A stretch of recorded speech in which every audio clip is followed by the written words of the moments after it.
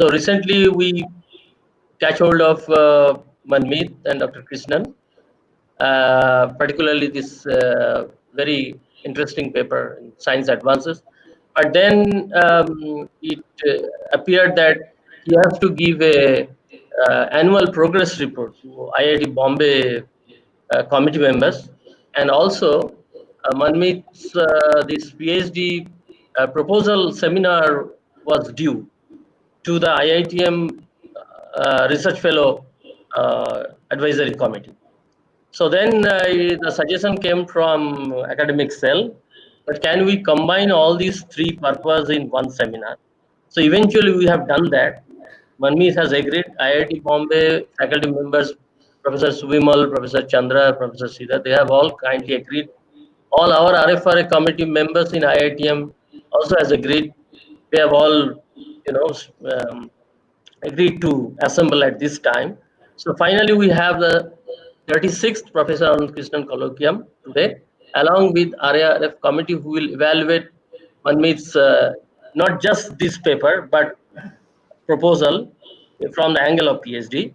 And IIT Bombay faculty committee will evaluate Manmeet, his annual progress report. If I am clear? So, Vinu? Yes, it is very clear. So Okay. maybe we can start now. It's also Please. streaming, Yeah, so please. viewers are seeing through YouTube. Please. So, Manmeet, you may please start now. Thank you. Thank you, sir. Thank you, Vinu sir. Thank you, Partha sir, for the kind introduction.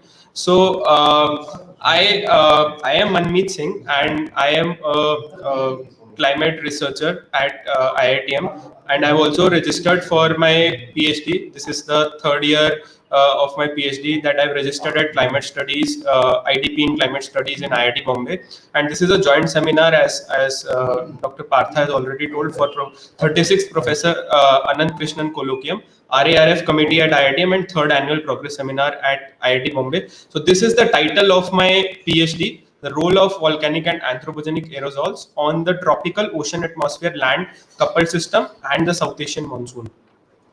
Now, coming to the Indian monsoon prediction problem, so the 50% of the net cultivated area in India is rain-fed. So this actually is enough to show the importance of the rainfall for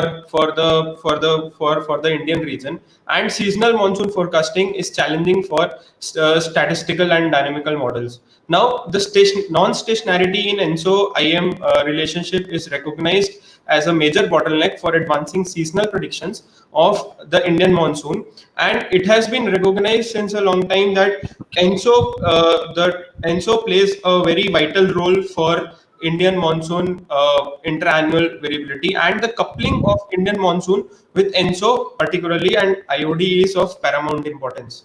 Now, the ENSO Indian monsoon coupling, it can be, as we see. So this is the plot for rainfall anomaly. I'm sorry to interrupt. Actually, I'm unable to see the slides. So can you relog in, please? Exit and relog in again. Okay. Yeah. Okay. So shall I continue, sir? Or? Manmeet will wait for a. Okay. Sorry for the interruption. Sure.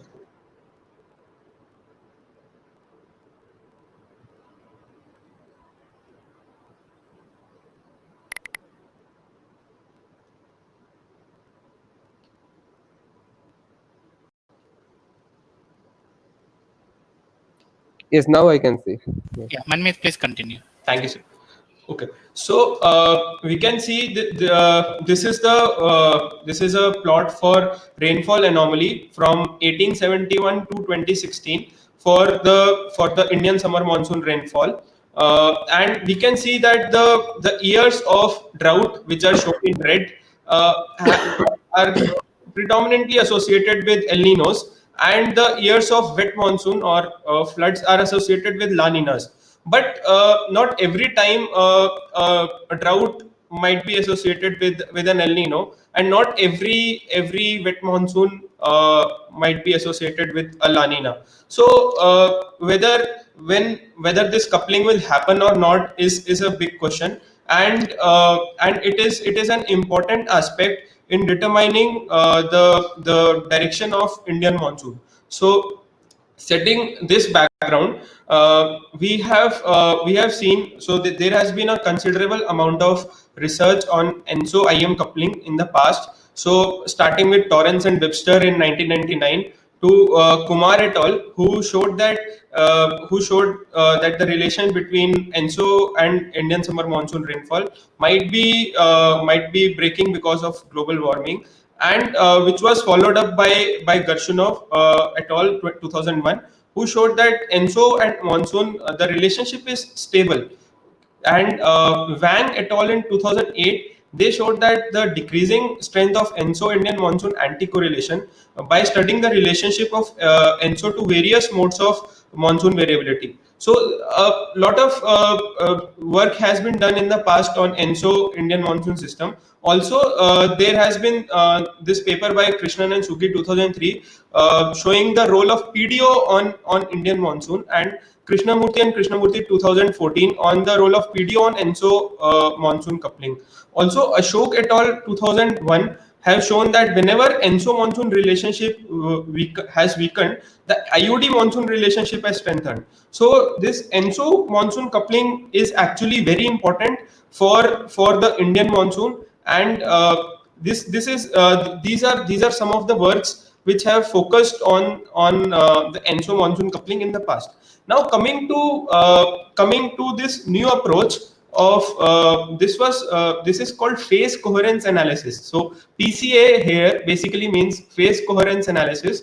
So Maroun and Kurtz in 2005, they used this technique to show that the ENSO and Indian monsoon coupling, it happens in epochs, rather than considering the relationship to be uniform over time, and or like considering it varying with time, like increasing or decreasing, like sliding window correlation or anything, which can basically smoothen out a lot of signals. So what they did was, so they take the monthly Nino 3 and all India rainfall data set, filter both of these time series. Now, a Hilbert transform of Nino 3 and All India rainfall is generated to make something which is the phase space plot. Now, on the y-axis of the phase space plot is the imaginary component, which is shown as Hilbert ratio, and on x-axis is the real component. So we can see in the original series there are lot of centers of, we call them attractors. So lot of attractors in the original data. So what they do is they take the derivative of these time series and then generate the Hilbert transform.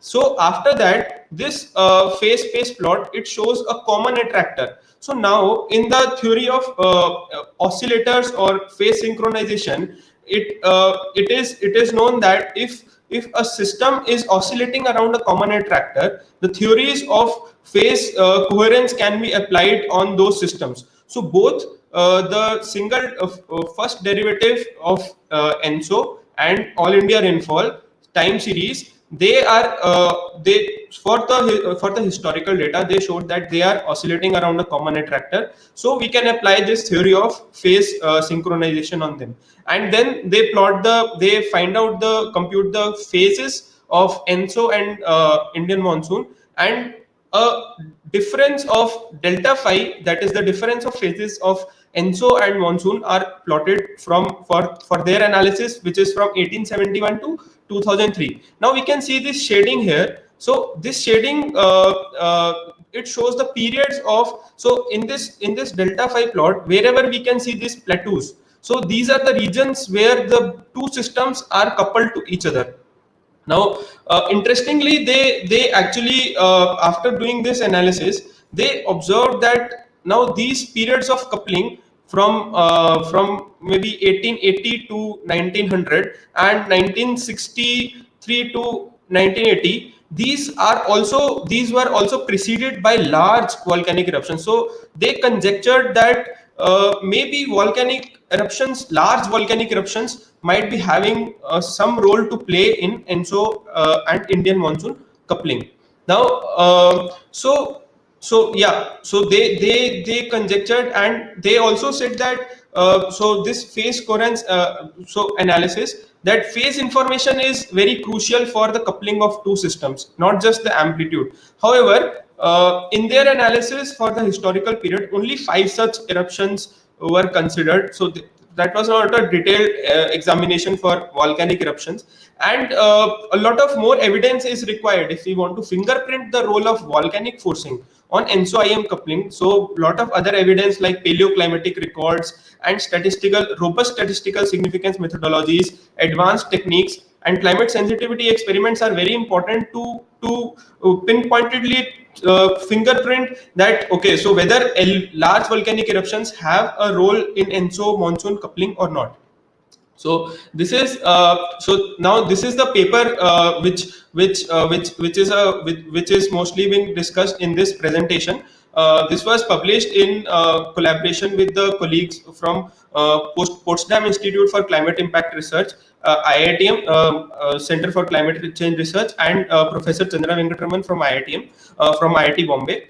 And now coming to volcanic eruptions, so in the context of this study, we are talking about volcanic eruptions which are large enough to cause a global radiative forcing of greater than 0.25 watts per meter square. And it has been so volcanic eruptions have been a subject of study in the past, and lot of past researchers have shown that, so when a large volcanic eruption erupts, so it releases a lot of gases and aerosols into the stratosphere, which stay there for up to 2 to 3 years, and which in turn impacts the climate modes of different regions. So it might lead to it leads to strong heating in the stratosphere. It interacts with ozone, radiation, clouds, and it leads so a lot of studies have shown it can lead to El Ninos. So in our this work, we are trying to understand the role of LVs on ENSO-IM coupling. So the link between large volcanic eruptions and ENSO, it has been so lately there has been this paper by Khodri et al. In 2017. They showed that large volcanic eruptions can trigger El Nino. So using observational data and climate model sensitivity experiments, so they showed that for all the 5, so from 1850 there were 5 such volcanic eruptions: Krakatoa in 84, to Pinatubo in 1991, and they showed that it can trigger El Ninos. And further, Wang et al. In 2018, they studied the ENSO evolution because of large volcanic eruptions, and showed that there is a negative response to the large volcanic eruption. So they say that so they show that immediately after the eruption, for 1 to 2 months, there might be some very little cold anomaly in the Pacific, but in the year following the eruption, there is a positive response of ENSO to the large volcanic eruption. That is, there is a high chance of an El Nino, but in the year after that, so in the second year following the eruption, there is a high chance of negative anomaly, that is the La Nina-like conditions in the Pacific. So Sun et al. In 2018 have also shown that there is a high chance of a La Nina in the second or third year following the volcanic eruption. So large volcanic eruptions can change the ENSO evolution, can do a lot of changes to ENSO itself. Now, taking into consideration the literature surveyed, we identified some gap areas, such as whether volcanic eruptions can trigger El Ninos, whether if they can, so like what is the strength of the volcanic eruption that is required for let's say its impact on South Asian monsoon, and whether it can modulate ENSO Indian monsoon coupling, and what is the if it is changing some things, so what are the other factors that come into play in the response of volcanic eruptions to climate. So like if it has an impact on ENSO monsoon coupling, ENSO Indian monsoon coupling, then whether a background state has a role to play in its impacts on the ENSO monsoon coupling. So taking all the gap areas into account, so we devised the following objectives for my PhD work. So the first is to understand the role of volcanic eruptions on the coupled ocean atmosphere land system using observations and numerical modeling studies.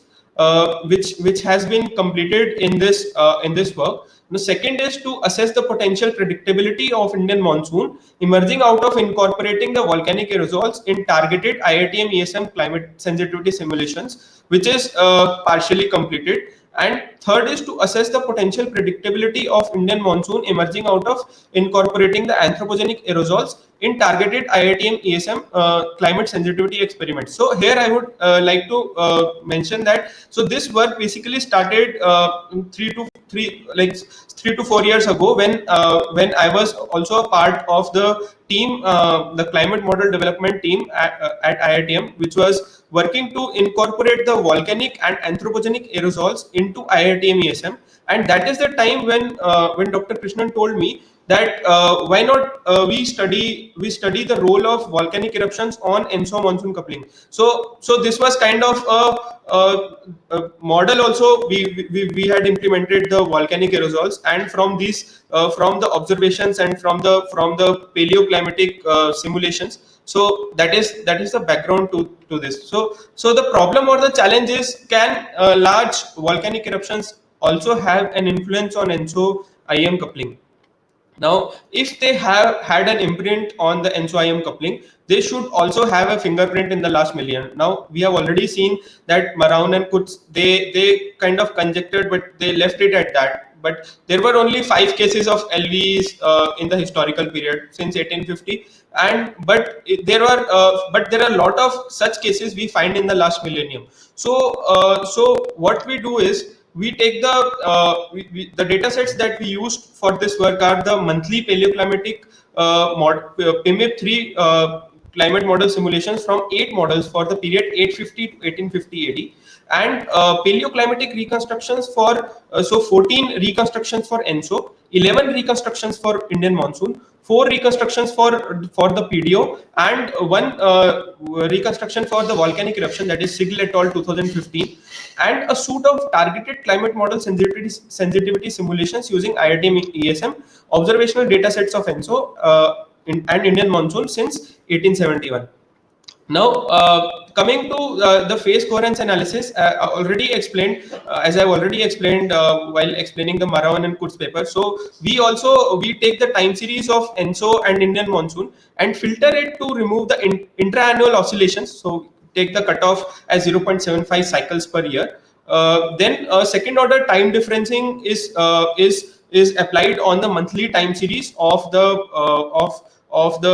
data, and which is followed by a Hilbert transform, which helps us compute the phase information of the signal. Now we reproduce the work by Maroun and Kurz, and we also so this is the plot similar to that. This green shading are the periods of ENSO-IM coupling. The middle plot is the volcanic radiative forcing in watts per meter square. And what we additionally do is, we also test a very robust statistical significance for whether this ENSO-IM coupling is happening or not. So we use a state-of-the-art surrogate time series generation method. It's called the twin surrogates, which preserves the non-linear properties of the original time series. So we generate 5,000 twin surrogates for both ENSO and Indian monsoon, and we do this phase coherence analysis PCA for 5,000 times. Now we plot the distribution of relative phase difference as orange, and the original relative phase difference is plotted for this historical phase coherence analysis. So we can say that the ENSO-IM coupling ENSO-IM coupling in the historical period, it is actually statistically significant using this state-of-the-art twin surrogate method also. Now we take the NINO3 SST anomaly from IPSL model, from the PIMIP3 IPSL model outputs. So why we have chosen this model is because it shows very good characteristics of Indian monsoon, and also over the core monsoon zone Indian monsoon rainfall we use for the period for the last millennium, for 850 to 1850, for which the data is available. And then so these are the time series. This is the filter time series in orange. In blue is the original time series, so we have Nino 3 and ISMR. And then for the filtered time series, we take the second derivative and compute the Hilbert transform. So we can see that in the phase space plot, the phase space plot shows that we are having a common attractor in the Hilbert transform. So we can apply the theory of phase synchronization or oscillators to both of these series, and then we also perform a similar statistical significance test for the last millennium phase coherence analysis from PMIP3 IPSL model. And we see that there is a statistically significant relationship between ENSO and Indian monsoon in the last millennium. Now these are the green shaded areas are the periods of ENSO IM coupling from the phase coherence analysis. Now we basically have the periods now of ENSO IM coupling from the model generated phase coherence analysis, and we have the data for the volcanic eruptions in the last millennium. So now what we do is, next we use an advanced method called event synchronization. So event synchronization is used wherein we have two event series and we want to find out whether there is a synchronization between the two event series or not. So now we have two event series. The first event series is the event series of ENSO IM coupling. So for the periods in which we have the ENSO IM coupling, we say there we call them as event series 1, and where large volcanic eruptions happen, that is greater than 0.25 watts per meter square, that we call as event series 2. And we find out this index of event synchronization, and comparing that index with 1000 with event surrogates prepared by random shuffling, we find that the two event series are actually it is statistically significant. The event synchronization index is statistically significant. So from the last millennium simulations of IPSL PMIP3 model using phase coherence analysis, twin surrogate method for statistical significance of the phase coherence analysis, and the event synchronization analysis, we can say that large volcanic eruptions have an imprint on ENSO IM coupling. Now we also try to find out like why this might be happening. So we have the phase for the time series of phase for both ENSO and Indian monsoon. From that time series of phase, which we have already computed from the Hilbert transform, we compute the phase speed or the angular frequency, that is d phi by dt. Now for that, then following that, we bootstrap the years after the volcanic eruption. So taking a volcanic eruption and 4 years from the volcanic eruption, we are just bootstrapping those phase speeds and calling them as volc, and the rest of them we are calling as no volc. So we find out that for the phase coherence analysis of the last millennium, there is an enhanced, when we make a QQ plot of volc and no volc distributions, we find an enhanced ENSO angular frequency following volcanic eruptions. However, we don't find any such statistically significant result in the Indian monsoon. However, when we see for the observational period, historical period 1871 to 2016, we find that after volcanic eruption, the ENSO angular frequency is increasing and Indian monsoon is decreasing. So herein I want to mention that ENSO is having a periodicity of 2 to 7 years, whereas Indian monsoon is a faster signal. So from considering both of them to be oscillators, so one oscillator is the phase speed is increasing, the other, let's say, even if not decreasing, it is staying constant. So they from the framework of oscillators or phase synchronization, we can see that there is a higher chance of coupling of both the systems. Now we also computed the composite anomaly of northern hemispheric land temperatures from Cook et al. 2013. So they have for last 700 years they have provided the data for the northern hemispheric temperatures. So what we did was, so the year of the eruption and the next year minus the, so that is we were saying after, so after the eruption, and before the eruption is 5 years, up to 5 years before the eruption. So after minus before, so this is the composite plot, and we can see that there is cooling over the northern hemispheric land, which can be seen from the paleoclimatic data.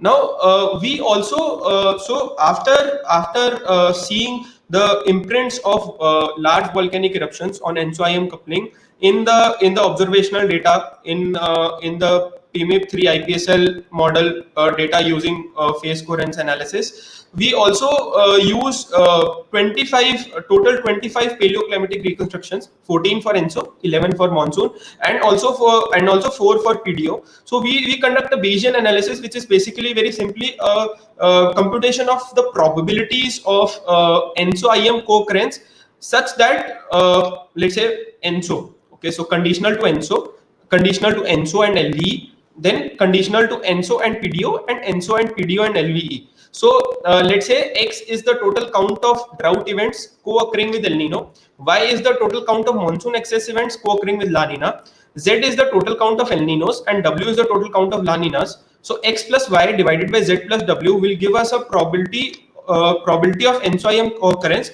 conditional to ENSO. Now if we will also create a we will say ENSO and volcano, we will count the events such that total count of drought events co-occurring with El Nino and volcano in the previous year, and Y, let's say, is the total count of monsoon excess events co-occurring with La Nina and volcano in the previous year. So that will be probability of ENSO-IM co-occurrence such that, or conditional to ENSO and LV. Similarly, we are seeing such probabilities for ENSO and PDO and ENSO and PDO and LV. So what is found out from this is, so for different combinations of paleoclimatic series, so EN1 to EN14 are the 14 ENSO indices, and IM1 to IM11 are the 11 IM indices. So this plot on the left side is the probability of ENSO-IM co-occurrence. So co-occurrence such that ENSO happened in the year 0. So coupling in the year 0 such that ENSO happened in the year 0.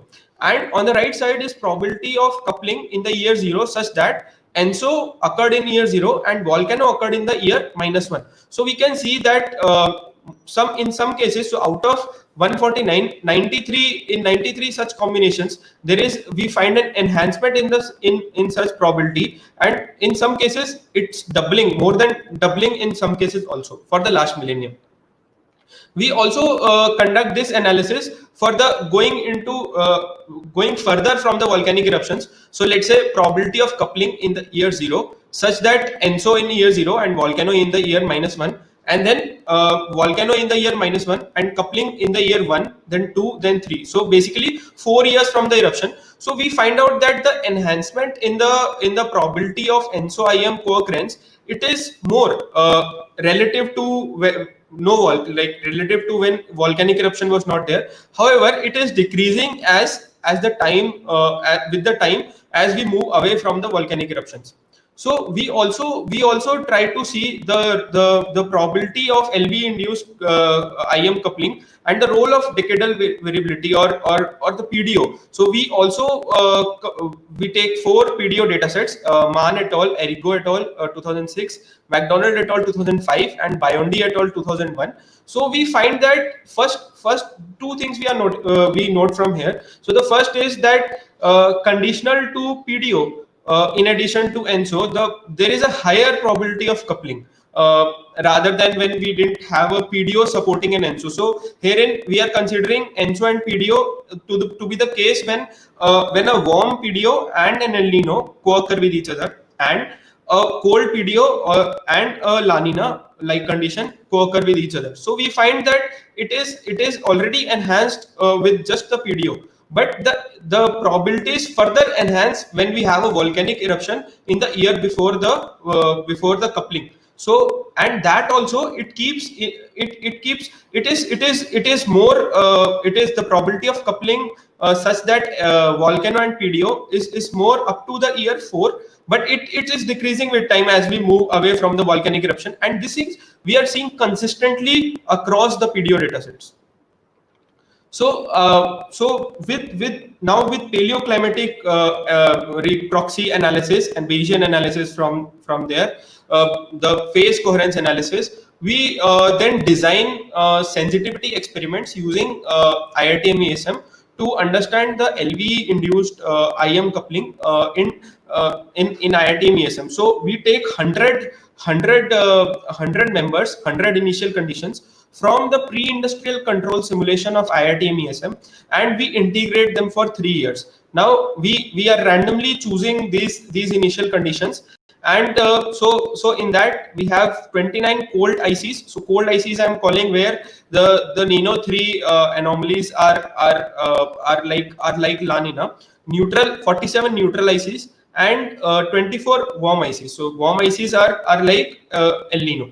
So then we see that so we start the model integration on 1st January 1883, and we see the Nino 3 response in the next year, in the year following the eruption. So this we are forcing with the Krakatoa eruption of 1883, which happened in June. So it started in June, and the next year response would be 18 DJF of 1884-85. So we see that if we start from a cold IC, so the 7 states out of 29, they evolved to a cold ENSO conditions or La Nina-like conditions in the Pacific out of 29. Similarly, if we start from cold, so 9 evolved to neutral in the year following the eruption, and 13 to warm. Similarly for neutral ICs and for warm ICs. Now we take those members which had after the eruption, which had gone to which had moved to cold state. So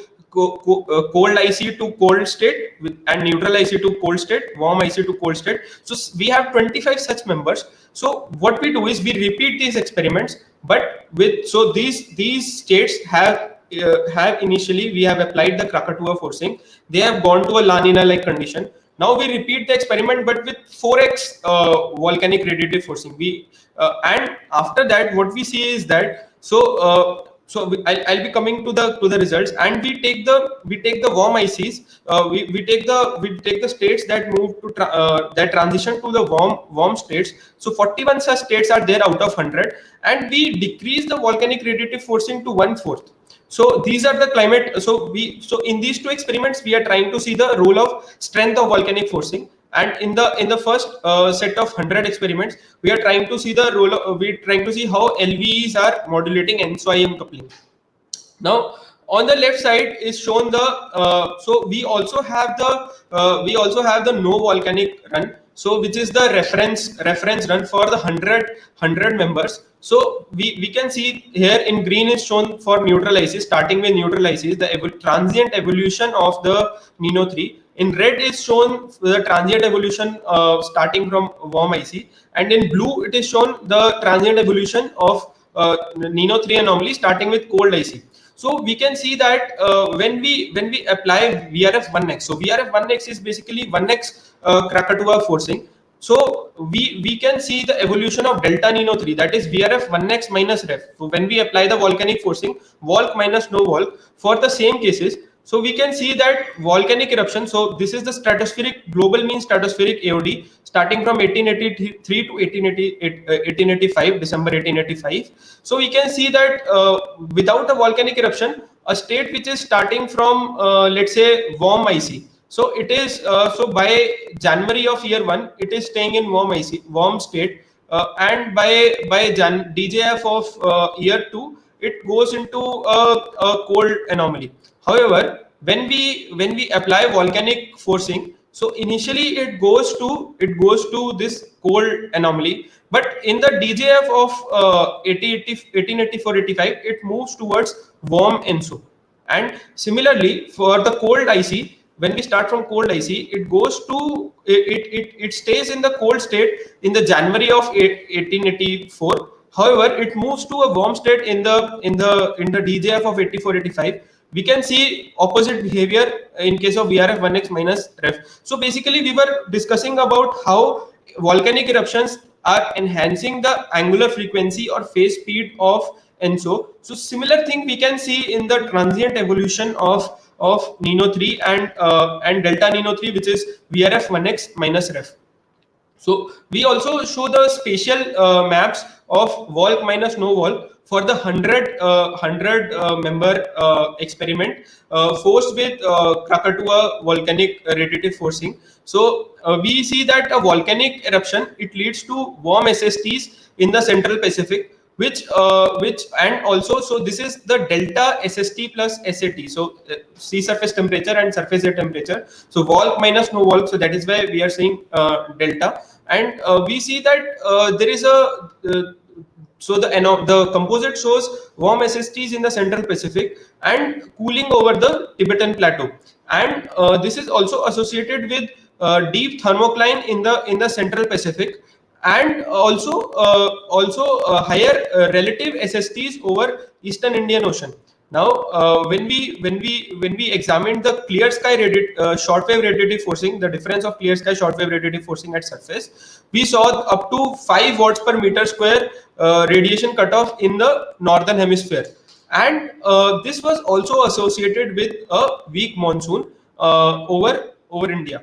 So we see from 100 member large ensemble that large volcanic eruptions can trigger El Nino and lead to breakdown of monsoon in the year following the eruption.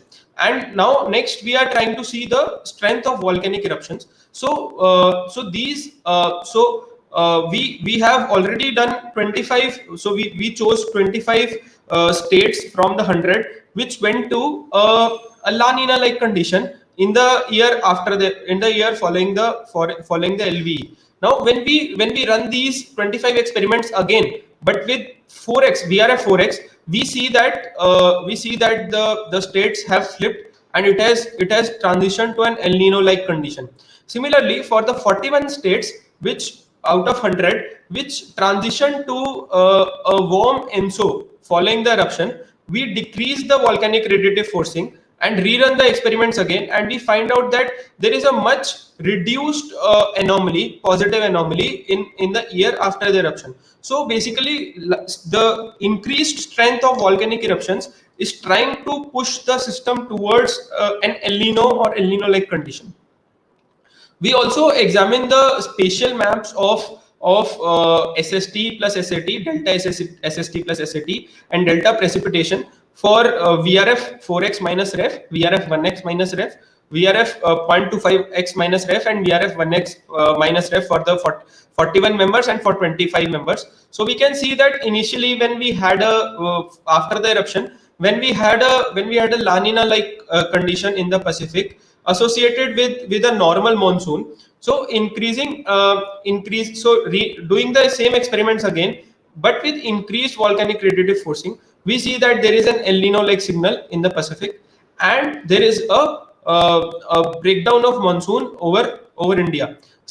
Similarly, we see that when after the eruption there was a strong El Nino in the Pacific and a normal monsoon. We see when we do those experiments, those 41 members again, and plot the composite, we see that the positive anomaly is much reduced, and we get a mixed kind of signal from the monsoon region. So basically, it's the spatial maps are also showing a similar kind of story for LV induced ENSO-IM coupling. Now we also found from a paper in literature about a Deccan famine of 1630 to 1632. Now this is very interesting. So in starting from 1630, so this paper was published in 2017. It was actually found out by some Dutch explorers who came to India in 1630s, and they found out that there were 3 crop failures associated with monsoon failures from 1630 to 1632, and that is also a period of intense volcanic activity. And this Deccan famine of 1630 to 1632, it led to 7.4 million deaths by late 1631. And when we find out the correlation coefficient of ENSO and Indian monsoon, So the mean correlation coefficient, we find out that out of a lot of, so 25, we have total 25 reconstructions. So out of all the combinations, so 12 combinations are showing statistically significant correlation with a mean of minus 0.67. So this is also an example that we try to find out a real example from the last millennium. So, in conclusion, we can say that ENSO and Indian monsoon coupling is central to Indian monsoon predictions over India. However, non-stationary relationship between the two nonlinear phenomena can limit seasonal predictability. The radiative effects of volcanic aerosols injected into the stratosphere during LVEs, they can alter the ENSO evolution. However, their impact on ENSO-IM coupling remains unclear. Now, in this study, we have investigated how LVEs can influence the nonlinear behavior of ENSO and IM systems using historical data, 25 paleoclimatic reconstructions, last millennium climate simulations, large ensemble targeted climate sensitivity experiments, and advanced analysis techniques. Our findings show that LVEs promote a significantly enhanced phase synchronization of the ENSO and IM oscillations due to an increase in the angular frequency of ENSO. The results also shed innovative insights into the physical mechanism, underline the LVE-induced enhancement of ENSO-IM coupling, and strengthen the prospects for improved seasonal monsoon predictions. This work can also be used to assess the regional impacts of proposed geoengineering experiments over India and the adjoining regions. Now, so LVEs can enhance, and ENSO-IM coupling is the theme of this presentation. And since it is also my PhD seminar at for RARF committee at IITM and APS seminar, so the ongoing work, so I have to design the IITM ESM simulations to assess the predictability of Indian monsoon for anthropogenic aerosols, which was also implemented by the team at IITM. And also I would be going for the Fulbright Climate Fellowship for doctoral research, for which I have been selected starting from February 21. And thank you. Thank you very much, Manmeet. So, Dr. Partho, you want to take the question? No. You may please ask the committee members and IIT Bombay faculty and committee whether they have any questions. Please go ahead. So, we now call IIT RFRI members as well as IIT Bombay members. I see that Sridhar is there and Subimal is there. So, if you have any questions, comments, please go first, and then we'll come to the audience. Thanks, Venu. And Manmeet, it was a fantastic presentation, and double congratulations first for getting high impact publications in Science Advances, and second is for Kalam Fulbright Fellowship. This is, our climate studies department is really proud of you. Thank you, sir. So, as it is a PhD APS, so I'll just ask some of the questions to, these are not really questions, these are just for my better understanding. Okay. So I'll start first with the Hilbert transform. Okay. So can you please tell me why do you need Hilbert transform? Why can't we use a Fourier transform or wavelet transform to perform this? Why do you need why do you specifically need Hilbert transform, or why do you need to go to Hilbert space? Yes, sir. So, okay. So, sir, the first thing is in Hilbert transform, we can find out the instantaneous phase at every time step. So, which is not possible in the Fourier transform. So that is the first thing. And we want to study this non-stationary and non-linear time series, the real world time series, which is better, which it has been shown by a lot of studies doing Hilbert transform. Hilbert transform is better than FFT, because in FFT, in Fourier transform, it's basically the Fourier coefficients. They are basically designed for the linear functions. So, however, in the Hilbert transform, it is very good for non-stationary and non-linear time series.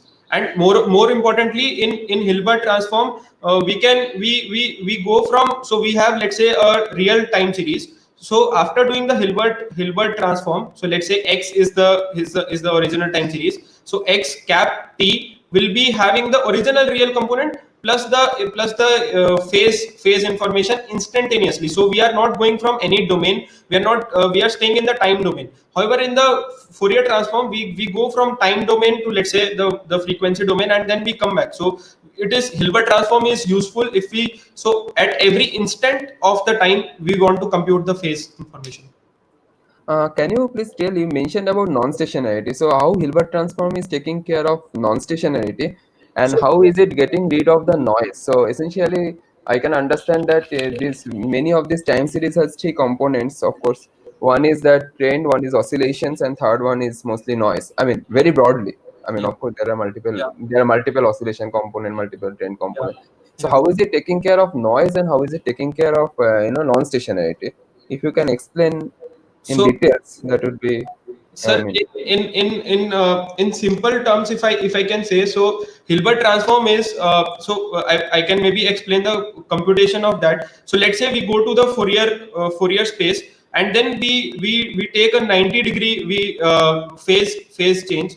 So that is the algorithm for computing Hilbert transform, and then we take an inverse of Hilbert transform. So that is inverse of Fourier transform. So that is basically the process of calculating Hilbert transform. Now, as far as what you have mentioned about noise and all those components, so I think that is basically intrinsic to the time series. And in our example, so we have what we have done is, like, it's, I think, problem specific, and we have taken the we have filtered out the intra-annual oscillations by intra-annual oscillations, and done one second order time differencing to find out, to make that phase space plot to show that it is oscillating around a common attractor. So I think that is something with which we are making use of Hilbert and the phase space to show that it is an oscillator. However,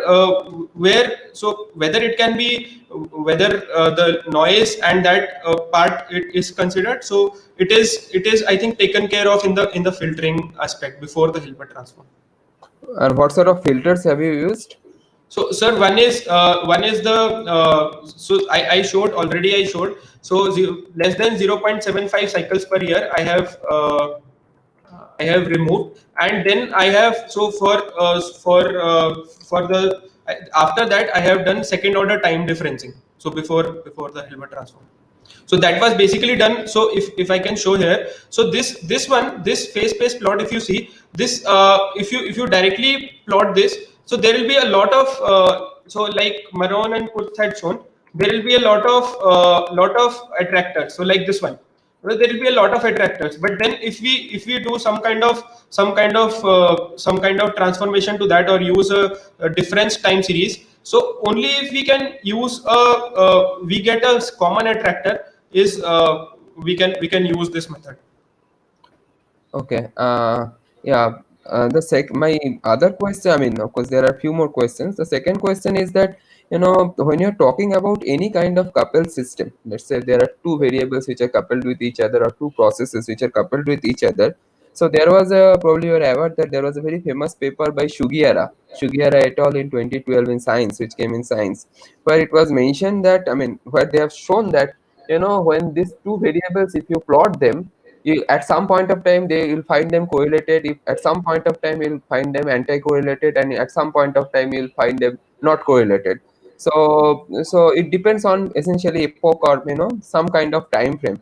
Yeah. So even if you mention that ENSO and Indian monsoon has different kind of epochs, that's what you have mentioned. So is it, I mean, do you think it's something quite different, or it's quite expected? Because if you're considering a very long duration data set, isn't it expected for any kind of coupled system, as per the mathematics of, which was shown by Sugiura and others in their papers on nonlinear dynamics and causality in Science? So, sir, I think if we are talking about completely random time series, then some No, no, no, no. It's not random time series. It's about a coupled system. So okay. coupled system means one is causing other, and the other one is sending feedback to the first one. So it's a totally. So he has shown with the three variables which are coupled with each other, Okay. and with proper causality are there between them, and he has proved that At some point of time they will be correlated, at some point of time they will be anti-correlated, and so on.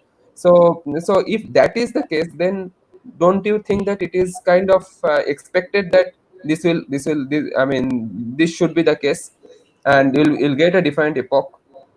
Yeah, I mean, ENSO and Indian monsoon, we are getting different epochs, but yeah, the idea was to study the how LVs play a role, and there yeah, that is right. So there will be different aspects to it. So different factors leading to whether that coupling will be there or not. Yeah, so if there are two coupled systems, so it can be there, that so definitely that there are certain epochs only in which they are coupled, depending upon the different reasons for their coupling, whether that can be intrinsically they are coupled to each other, or like in this case we are showing whether they are, it's a forced coupling. So in this case, so the theory of oscillator, they say that, so let's say you have a beam and then two oscillators are, you have two pendulums, so the beam can act as a, you can put a forcing to that. So yeah, I mean, they can be intrinsically coupled in different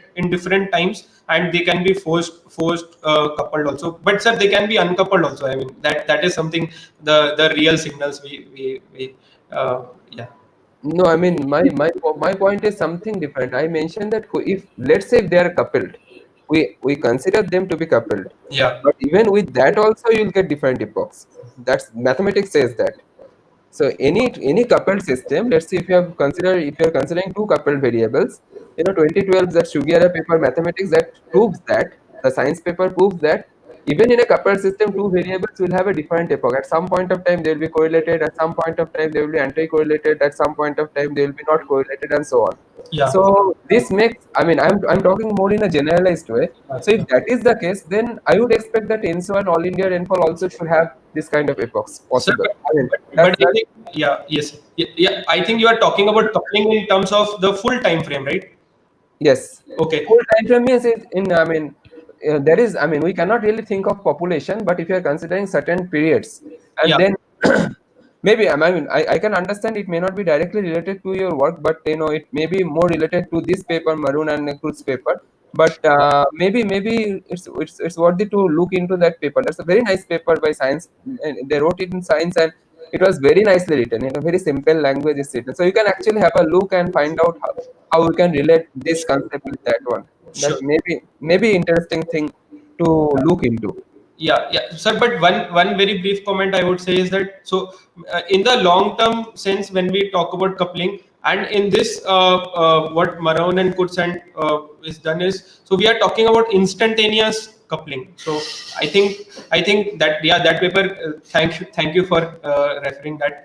I will definitely go through that. And but I think these are the two aspects that I think I will take into account, both of them, while going through. Thank you, sir. Thanks, thanks. Yeah, and the other question is that, so this is just for my understanding. So if when you're considering all India monsoon, I mean the core monsoon zone rainfall, all India rainfall, or so you're considering the annual rainfall or JJS rainfall? You're considering JJS rainfall. No, sir. This is the monthly rainfall. This is the monthly rainfall. So you're considering from January to December or just Yes. June, July, August, Yes, September? yes, yes. January to December. Oh, you're considering January to December and January to December Nino. Okay. Okay. And the two more, I have two more questions. So because I'm really finding it very interesting, so I have some more questions just for my understanding. Okay. So you have mentioned synchronization, right? Yes, sir. Yes. And in information theory, when we apply information theory or understand information theory, so synchronization ideally means co-occurring rather than causality. So causality is a different thing that says that one variable is actually causing others, and or the other variable is causing the first one. But synchronization means because of certain factors, both are actually co-occurring. Yeah. So are you really talking about synchronization in your case? Does it mean that, or it is more like a general term? It's like co-occurring only. Yeah. It's co-occur. It's not causality, right? One is not causing other, or the other is not. So It and doesn't. so in this case, yeah, ENSO is causing Indian monsoon in Hmm. that So in that perspective. Yeah. okay, so it's more on causality perspective, right? Not on synchronization perspective. I mean, because people use the definitions in a different way. So I'm just, information theory tells that synchronization means they are co-occurring, and causality means a different thing. One is causing other. So I Yeah. think, yeah. Yes, sir. Yes, sir. So yours is more on talking about causality, right? Yeah. Of course, So probably in that set of literature, whatever literature you are following, that says causality, synchronization means synchronization represents causality. That's fine. I'm just trying to understand. Is it co-occurrence or causality? so it's not like so we are not studying IM on ENSO. So it is like more like ENSO and IM are coupled to each other, basically co-occurring with each other. But ENSO is playing a role Okay. to influence monsoon. Yeah. Okay. And my last question is the Bayesian analysis equation. That equation is not very clear to me Okay. because though that's a simple equation, but you have considered number of droughts plus El Nino and number of wet year plus La Nina divided by total number of El Nino and La Nina.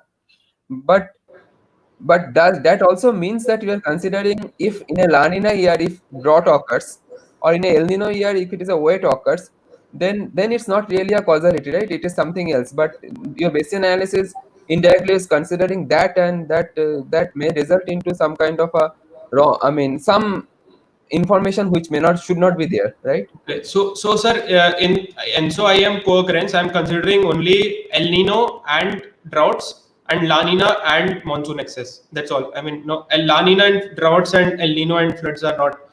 They are not a part of this analysis. So when Okay, we okay, have okay, okay, got it. So it's a drought event co-occurring with okay. I thought it's drought and wet. no, sir. Okay. Okay. Got it. Okay. Thank you. Thanks. Very Yeah. nice. Thank you, Subimal. So, any other query from the IIT Bombay side, or we'll then ask for the IITM RFRA? I just have this Sridhar here. I just have Sridhar, please go ahead. one maybe clarification. Manmeet, very nice talk, and I think very interesting work. Thank you. I just probably didn't get the physical mechanism by which the LVs give rise to ENSO. So I mean, just the dynamics. Can you explain the dynamics? How the stratospheric aerosols give rise to ENSO in the next year, or that's what you said, right? That is probably the crux of this work. Yes, sir. Yes, sir. So sir, actually, the stratospheric aerosols, they are going. This large. So we are first of all considering very large volcanic eruptions. So they are releasing these aerosols and gases in the stratosphere, which stay there for 2 to 3 years. Now, because of these aerosols, we have a shortwave radiative cutoff over the so they basically when once you release these aerosols in the stratosphere, they mix very well in the longitudinal direction, and they move towards the let's say the eruption was in the northern hemisphere, so they will move towards the north pole. If it was in the southern hemisphere, it will move towards the south pole. Now there are a lot of tropical eruptions which actually symmetrically move towards both the poles. So in some time they actually cover the whole planet and act as a big cloud, which is cutting off the solar radiation. And if we see over the Pacific, if you cut off the shortwave solar radiative forcing, so it has also been shown by Khodri and others, and the mechanism is such that there is upwelling over the eastern Pacific, and these dynamical feedbacks, they lead to an El Nino, and also it leads to the cooling over the Tibetan plateau and Indian landmass, and also we know that the links of ENSO to monsoon. So all these things are actually reinforcing each other to lead to ENSO IM coupling. So Yeah, I understand that, Manmeet. So basically, so probably my question is little bit much before that, in the sense that how does this reduction in the shortwave radiation enhance the upwelling or lead to the cooling of Tibetan plateau? I mean, how is that localized dynamics happening? Is something is not clear. Of course, maybe in the long term, this is not probably your PhD statement, but maybe a dynamical analysis or a dynamical schematic of this particular thing may be useful to completely understand the picture, and that may have a really strong impact, is what I feel. Because I understand what you're saying. I understand that the upwelling is increased and the dependent plateau cools, and that has that those are the two drivers of monsoon. But how that happens and how that is related to the aerosol, this LV is something not clear. So that's the only thing that I know. Sir, Sridhar, can I respond to that question? This is Krishnan. Yes. If you don't mind. Yeah. Yes, Dr. Krishnan. Sorry. Yeah. Yeah. Basically, when you cool the northern hemisphere, preferentially like what Manmeet showed, what happens is the ITCZ shifts to the south of the equator. This is I think several studies are bringing out. So the big thing is the ITCZ shift. Maybe Manmeet can show that slide where the precipitation is enhanced to the south of the equator. Yeah. And so there is a dynamical mechanism why this happens when you preferentially cool one of the hemispheres. For example, the northern hemisphere compared to the south, the ITCZ tends to move. So that is a big dynamical connection for the precipitation change, and also the development of the El Nino in the Eastern Pacific, Central Eastern Pacific. Okay, so ITCZ shift is the one of the most important aspects. That is one of the key dynamics. Okay, I see. All right. Yeah. Now, that is probably the clarification that I needed. And just one last thing. So this similar kind of can you extend the same argument to the Indian ocean dynamics as well, or is it too immature to say that? So there is already a paper by Izumo et al. 2018 on large volcanic eruptions and the Indian Ocean dipole. So that work has already been and they had a similar correlation. They had a similar correlation that they found. They also find this higher relative SST over the Eastern Indian Ocean. Okay, I see. Good. All right, that's it from my side. Thank you so much. Thank you, sir. Thank you, Sridhar. Any IITM RFRA members have any specific questions? Please go ahead. Hello, Vinu. Yes, madam, please go ahead. Yeah, Manmeet and Kaudas, congratulations. So a very nice presentation also. I wanted to ask you regarding the analysis that you have presented. Is it from the filtered data or is it for the entire, for example, the precipitation difference for the volcanic and the reference simulations you have presented? Yeah. Is it only for the filtered data or? No, ma'am. For the climate sensitivity experiments, the large ensemble experiments, this is not a filtered data, ma'am. So basically, we are doing 100 ensembles. So that is taking care of the internal variability, and so since it's a large ensemble simulation, so this is a composite of 100 members. So we are not taking the filtered data in this case. Okay, so you mentioned about the AOD. So is it you are using something like a vertically constrained using that AOD you are defining a vertical distribution or? Yes, ma'am. So in IITM ESM, so above the tropopause, this stratospheric aerosol data, which is available from CMIP 6. So from in the stratosphere, so that data is actually forced with the vertical distribution also. Yes, okay. And have you looked at the radiation part because the radiation balance? Yeah, ma'am. So we have shown the clear sky shortwave radiative forcing at surface. Okay. The difference between bulk and no bulk. Okay. Yes. Yeah, thank you, Dr. Tara. Any other question? I do have a question from Dr. Shivasai. So I will read it to you, Manmeet. Yes, sir. He said it's a nice work, congratulations. So just wanted to know why one needs to use time derivatives for the phase space plot to see the common attractor. Is this the first derivative or the second derivative? Can you answer? Yes, sir. So sir, this was actually by OCPOV. This was shown first, and yeah. So we need the time derivative to basically make, like, if it actually came this way. I mean, it came as a common attractor. If it did not come, then we cannot apply the theory of oscillators to this. So I mean, we found it this way. That is the idea. Okay, I hope Dr. Shivsai got the answer. If there any more doubt regarding that, please direct communicate through email.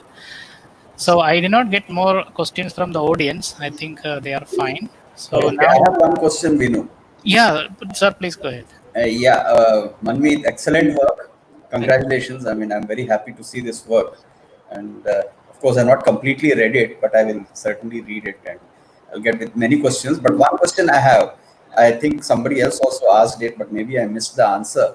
It's just that, where the volcanic eruption is going to happen. Let's say if Pinatubo we have to compare and with Krakatoa, would the this one response be the same or would the response be different? So sir, actually, Pinatubo was, I think, in Philippines, and Krakatoa was more of okay, I'm sorry, not Pinatubo. I mean, even something more northward. Let's say somewhere near Seattle, there was one major. Yeah. So let's compare that with Krakatoa. Okay, so I think that would be different. So sir, there have been these papers trying to understand the role of northern tropical and southern eruptions. So first of all, there have been very few southern eruptions in the last millennium, just two large, because the land we don't have, most of the land is there in northern hemisphere. And let's say even hypothetically we have in the northern hemisphere and let's say in the tropics we have. So whatever hemisphere the eruption will be, so it will try to push the ITCZ in the opposite direction. So if it is in the southern hemisphere, it will try to push it in the north. But southern hemispheric eruptions are kind of already large volcanic eruptions are not like we have 5 in the historical period, and mostly a lot of these eruptions in the, like, let's say Mount Degang or Pinatubo or Krakatoa, these we have are very active in the tropical region only. So the tropical and northern eruptions are going to have these characteristics of the study that we have used. Okay. Okay, thank you, sir.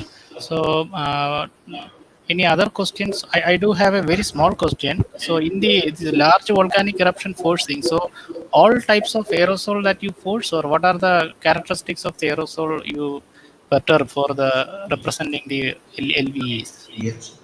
Sir, only aerosol properties we are using. Actually, we are not using different. We are using directly the AOD, aerosol optical. Okay. So you are not segregating sulfate or other dust or something. No, sir. No, sir. Okay. Thank you. Yeah. Okay. So yes. Can I think Professor Subimal had some question. If he's around, I would like to respond. Is Subimal around? I think he is around. Yes. Dr. Krishnan want to clarify. So you asked one question whether it is whether this kind of epochal behavior can be very stochastic, right? Is that what you asked? Yes. So this was one of the paper, and you also referred to a science paper. yes. But long back, after Krishna Kumar's science paper came on the non-stationary behavior of ENSO monsoon relationship, there was a paper by Gershunov.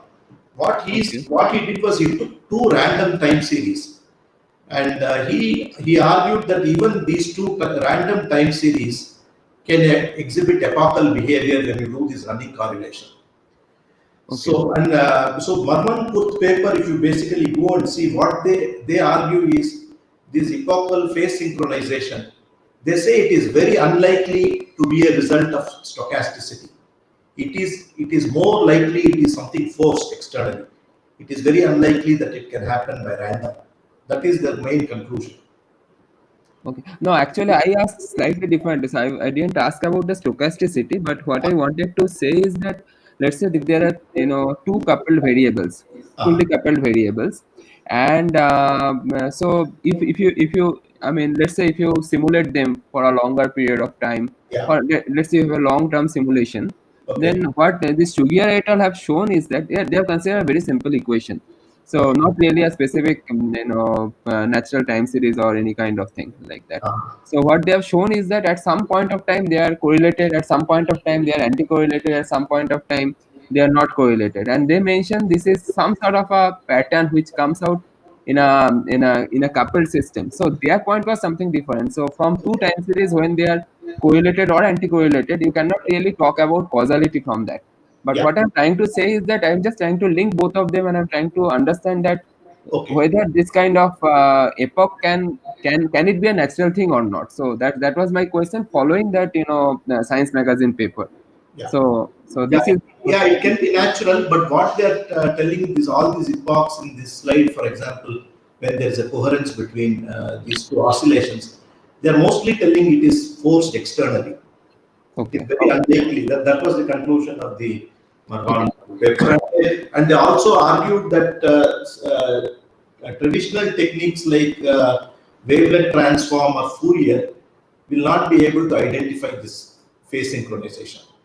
Yes. So you have to go for this Hilbert transform. That was their main point they were trying to. Okay. Okay, thank you, Dr. Krishnan. So, Yeah. Parthoji, Thank you. any other clarification we look for, or can you please conclude Yeah, otherwise? I mean, I think everybody's question has been answered. I will just, we should thank all the members in IIT Bombay. But before concluding, I will tell Manmeet that, in the chaos theory, we normally see a cartoon. A flip of butterfly in Florida can trigger a tornado, somewhere in the world, Australia or India. Now we really see a volcano eruption somewhere, really change the monsoon. I always wonder whether, so this is the experiment which gives some flavor of that, you know, age-old perception. But anyway, congratulations to you for the Fulbright Thank you. fellowship, Thank you so much. excellent presentation. Thank Thanks to all the members, IITM, RFRA, as well as IIT Bombay, faculty members, committee members for sharing their time, sparing time. And thanks to all the attendees. Thanks, one and all. Thank Yeah, you, sir. thank you, Partha. Thank you. We Thank know you very much. everything. Thank you, sir. Thank you. Thank you. Thank you very much. Thanks. Thank you, sir. Thanks.